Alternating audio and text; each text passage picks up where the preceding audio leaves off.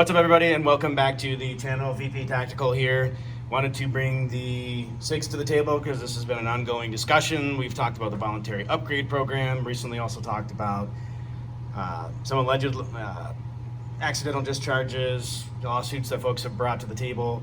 And so today I had a viewer that had asked me, forgive my stutters, to put out a video, indicating, okay, well, let's talk a little bit about a voluntary upgrade pistol, or one that's already been upgraded from the factory, for example, versus the X-series, because there were some questions of, okay, well, if the P320 is affected, is my X5, whether it's a carry or full size, whatever it might be. And so that's a little bit what we want to talk about today. So big things I want to talk about, point out right out the gate.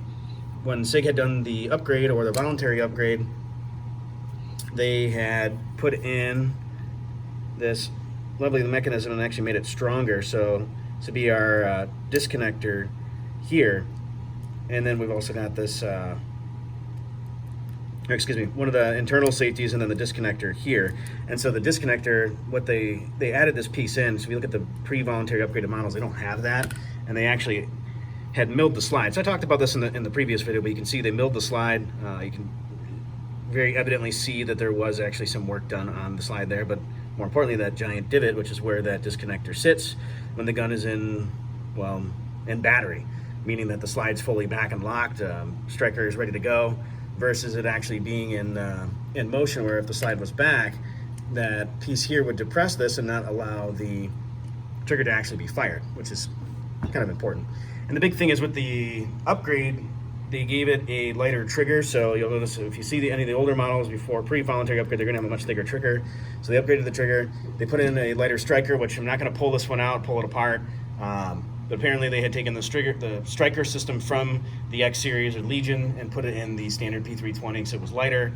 Again, in an effort to reduce that reciprocating weight and make sure that it doesn't go off accidentally. So that was some of the biggest differences that I noticed, or at least I wanted to talk about with regards to the P320. And now looking at the X5, which is based off the P320, they did also the same modification. So you can see, and this one was already done, just as this one actually had already been upgraded at the factory. But you'll see here that same milling on the slide. We've got that little divot, and then on the actual frame itself, we've got our disconnector here. So this guy being our disconnector. Sorry, the camera was a little blurry there, but this guy being our disconnector. In addition, with respect to the slide, I mean, obviously they'd done some more things to it. They had milled this out to actually make it lighter.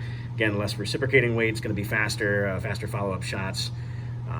That's really main benefit of it. And there was some other noticeable differences here. One of them is that they had milled out a hole there, which is not on the actual P320 itself, but also here in this section, they had reduced a big chunk of weight, or cut out quite a bit of the slide to, again, remove that reciprocating weight on the pistol. So, and also too, as part of that, what I had also noticed when doing my research is that the straight triggers, or X-series triggers, Legion, what have you, were not specifically affected by or part of that voluntary upgrade program. These were unaffected, quote unquote, according to SIG. So, and bear in mind, I had some other folks that had mentioned before, made comments in the previous video saying all sorts of things, but long story short, I absolutely love SIG.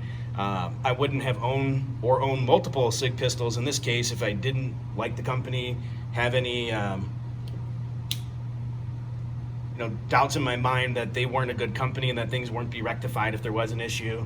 So that's really all this is about. It's just simply to put information out there, factual information, and then go from there. Whatever we see becomes of any potential lawsuits or any additional upgrades that SIG might do in the future, who knows? But at least if we get the answers at that point, we're going based off what we have now. And of course, if you have any feedback that can help, that's attributable to what's going on currently, or you have some additional insight, don't hesitate to share it. And as always, appreciate you stopping by. Be safe, stay vigilant. Definitely hit that like and subscribe button. The vast majority of my channel, 99% of it is self-funded, so that really helps me out. And I'll keep putting out videos for you guys. Have a wonderful Sunday and great rest of your week. Take care.